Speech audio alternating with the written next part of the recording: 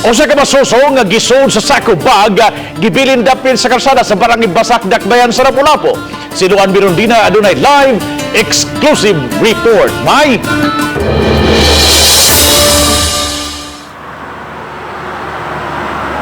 Yes, Bob, usa ka healthy baby boy ang napalgang gibilin daplin sa karsada paingon sa usa ka subdivision sa barangay Basak, Dakbayan sa Lapu-Lapu pasado alas 9 sa gabi niadtong Sabado.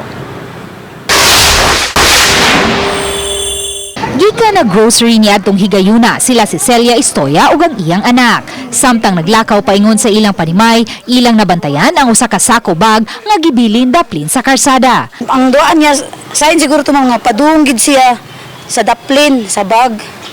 So nilihok man ang bag, sa akong gilantaw, open mo siya daan ang bag. Ang bata, kisi-kisi naman siya. Pag tanaw na ko, pero open na siya daan. So ako nisagit din ko, naratol man ko. Ako kabawang sa kuno ko, nisagit ko bata, gibilin.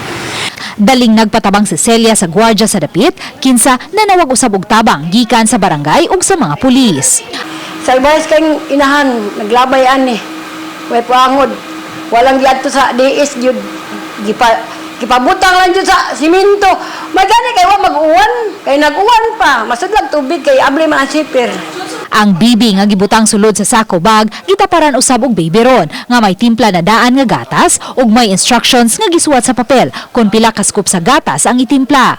Gibanaban ang usa ka semana pa lang sukad na himugso ang bata. Wala makuhai sa CCTV sa barangay ang dapit. Samtang nakigalayon karon ang mga sakop sa Gender and Development Office sa Barangay Basak sa usa ka cafe nga may CCTV nga posibleng nakakuha og footage sa nagbilin sa bag.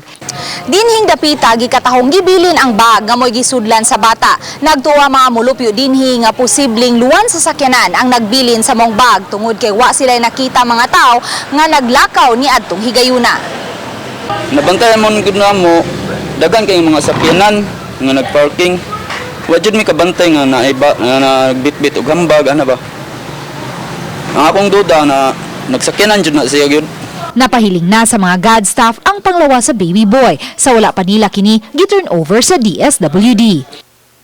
So far, okay naman ang bata, ma'am. Wala siya depekto. Yeah.